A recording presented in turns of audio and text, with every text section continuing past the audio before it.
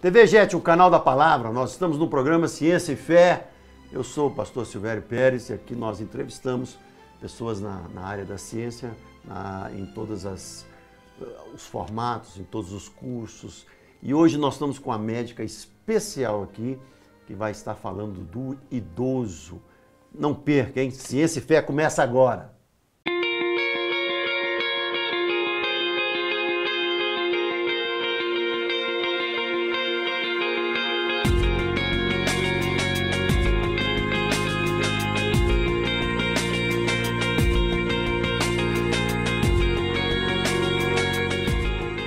O Ciência e Fé traz para você hoje a doutora Juliana, esposa de um grande amigo, que é o Alessandro de Espírito, e de Espírito, né? Isso. DI. Isso, é italiano, olha só. Doutora Juliana, você então é médica de família e comunidade com especialização em geriatria. Isso mesmo. Falei corretamente? Falou sim. Então nós vamos falar hoje sobre sobre o idoso. Vamos começar com uma pergunta. Se fala muito mal de Alzheimer, né? Uhum. Ele vem a partir de que data ou não tem uma data certa? Ele pode vir uma pessoa até 30 anos, até tem alguma... A demência de Alzheimer ela é mais frequente nas pessoas idosas, especialmente após os 65 anos. Na verdade, existe uma fase prodrômica da doença que a gente fala, que na verdade é quando as alterações já começam a acontecer na estrutura cerebral. Então já começa a acontecer uma modificação da estrutura cerebral, e isso pode acontecer cerca de 15, 20 anos antes do início dos sintomas da demência. Então a pessoa, por exemplo, pode já começar com essas alterações em torno de 50 e manifestar os sintomas da demência em torno de 65. E quais são os sintomas básicos assim? Então é uma demência, né? É uma demência. A demência é um declínio das funções intelectuais, entenda-se aí memória, atenção, orientação, julgamento, capacidade de planejamento, e que ocorre de uma forma progressiva, ou seja, é uma doença incurável e que progride e que piora, né, com o tempo. Aquele quadro típico, assim, a gente estava falando de um filme aqui, né? Uhum. Que ela começa perdendo a memória. A perda da memória é o primeiro sintoma ou ela é mais frequente, alguma coisa assim? Geralmente, sim. A memória, ela começa a declinar, geralmente, primeiro para fatos recentes, para aquilo que a pessoa viu por último, e depois, em fases já moderadas, avançadas da doença, já começa a cometer as memórias mais antigas. Mas o declínio da memória é o principal sintoma inicialmente. Posteriormente, começa a atingir as outras áreas da cognição, do intelecto. Então a pessoa começa a apresentar desorientação, ela não sabe às vezes onde está, nem no tempo, nem no espaço. Então, desorientação espaço-temporal. Espaço-temporal. Ela começa a ter problemas de atenção, dificuldades no planejamento de ações. Então, exemplo, uma pessoa que sempre foi uma ótima cozinheira, começa a ter dificuldade no planejamento e sequenciamento das ações que ela faz. Então, ela simplesmente para de cozinhar. E a família, né, porque na verdade na nossa sociedade existe uma máxima que tudo é da idade. Então, parou de cozinhar, parou de fazer uma coisa que sempre fez, não, isso é da idade, isso é normal. Então, assim, qualquer idoso ele pode ter um traço do Alzheimer?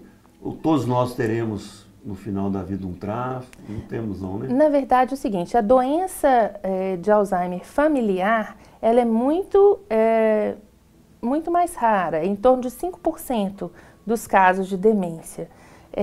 Quando a pessoa tem algum histórico na família de parentes, né, de primeiro grau, principalmente, que cursaram com demência, a chance dessa pessoa ter demência é muito maior. Agora, não se sabe muito bem o que desencadeia a demência de Alzheimer. Se sabe sobre, né, o mecanismo, né, pelo qual a demência causa todos esses problemas, mas assim, a origem e a causa certa, assim, por que isso se origina, ainda não é sabido. Vou te fazer uma pergunta difícil, assim, porque ela é muito subjetiva, né? Você responde da sua subjetividade. Uhum. E será que dentro do Alzheimer, ele é feliz?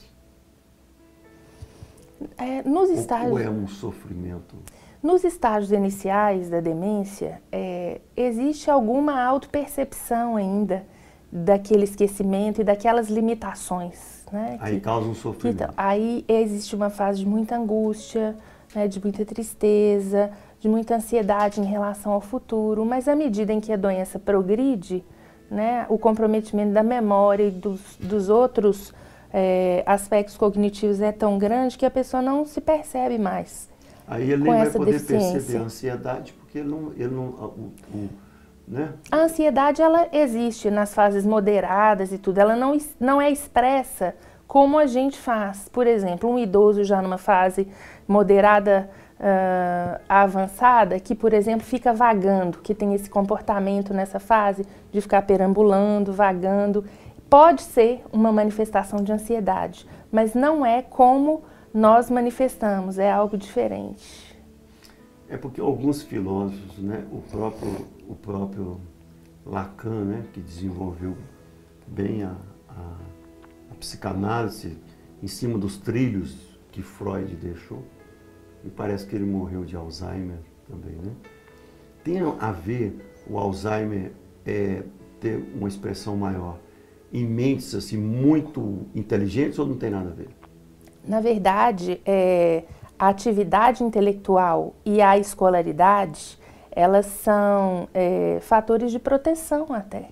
Né? Então, contrário, então, por exemplo, as pessoas de baixa escolaridade, elas têm uma maior chance de desenvolverem o Alzheimer mais precocemente. A pessoa que tem uma escolaridade maior, ela compensa melhor esses déficits, então demora mais tempo a aparecer. E a atividade intelectual, né? Então, por exemplo, a pessoa aprender uma segunda língua, tocar um instrumento musical, fazer uma nova faculdade, tudo isso é um estímulo e assim, considerado um fator, né, de proteção até para a demência de Alzheimer. Né? Na verdade, as pessoas elas pensam, problema de memória é só coisa de idoso. Mas todos nós, em alguma etapa da nossa vida, mais ou menos, a gente pode ter alterações de memória. A causa mais comum de problema de memória, principalmente nos jovens, é problemas relacionados com estresse, ansiedade, depressão, enfim. Né? E uso de medicamentos excessivos, que hoje é um problema de saúde pública, né? As pessoas se medicarem, se medicaliza o sofrimento, né? De toda forma. Então, principalmente essas medicações de tarja preta, né? Esses remédios, os benzodiazepínicos que o pessoal toma para dormir, clonazepam, diazepam e esses PANs da vida, dão muito problema de memória. E pode ajudar no aparecimento do Alzheimer. Por exemplo, quem toma por muitos anos o Rivotril, por exemplo. Não necessariamente, mas a pessoa vai ficar, né, com esse déficit e se, por exemplo, a pessoa tiver uma tendência já, e quando isso começar a aparecer, assim, o grau de perda cognitiva dela vai ser maior no início. Então, tem idosos, por exemplo, que chegam lá para consultar e eles estão completamente apáticos e à medida em que você vai tirando a medicação, eles voltam a conversar às vezes, voltam a ter um contato melhor. Nesse aspecto, a figura do cuidador é muito importante. O cuidador que fica ao lado desse idoso mais tempo, que sente as necessidades dele, começa a ter alguma intuição ou mesmo alguma ideia daquilo que está se passando com aquele idoso. Então, às vezes, o idoso está fazendo uma determinada coisa, o cuidador fala, não, eu estou achando que ele está ansioso, eu estou achando que ele está preocupado com tal coisa. Então, é muito interessante trabalhar também a figura do cuidador e ouvir essa pessoa, porque pode ser um elemento muito importante, até para auxílio nosso, como médicos e tudo, para estar conduzindo esse tratamento desse paciente. Porque ele precisa de cuidados como uma criança, né? Tem que levar ao banheiro, tem que fazer todo o as pessoas até falam, o idoso voltou a ser criança. Na verdade, é uma coisa muito falsa, né? É uma ideia totalmente real, porque o idoso, ele teve uma vida toda, ele tem uma história inteira, né? E que foi sendo perdida. Não, que a criança ela está em processo de aquisição. né, de habilidades, o idoso de perda de habilidades. Mas todo esse histórico, esse passado, ele não pode ser reduzido. Então, é isso que as pessoas têm que ter em mente, que ali tem uma vida, né, com uma história, com passado, com experiências e que tem que receber uma atenção especial. Então, nós estamos encerrando o nosso primeiro bloco. Passa, viu como é que passa rápido aqui? O negócio é... A gente vai conversando, né? A gente tem tantas dúvidas. Vamos continuar falando sobre isso, Alzheimer. Tá legal? E você fica com a TV Jet e esse é o programa Ciência e Fé.